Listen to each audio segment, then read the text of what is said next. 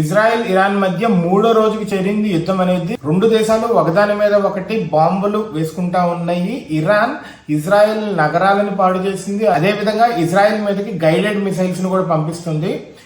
Israel drone system ఇదివరకు 80 ఒకేసారి 80 incoming missiles ని పేల్చగలదు. తర్వాత 150 దాకా పెంచింది.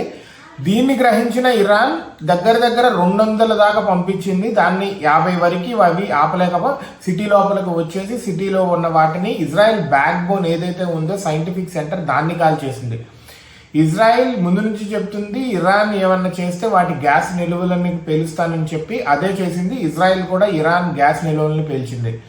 ఇరాన్ లో వాళ్ళంతా జనాలంతా full out war with Israel మీదకి వెళ్ళాలి, వాళ్ళందరినీ చంపేయాలి అని చెప్పి వీధుల్లో జనాలంతా ర్యాలీస్ చేస్తున్నారు. ఇరాన్ వాళ్ళు వెస్ట్ వాళ్ళు చెప్తున్నారు మర్యాదగా మీరు దీని నుంచి దూరంగా ఉండాలి, లేకపోతే మీకు కూడా చావు దెబ్బ తగులుతుంది అని చెప్పి వార్నింగ్లు ఇస్తున్నారు.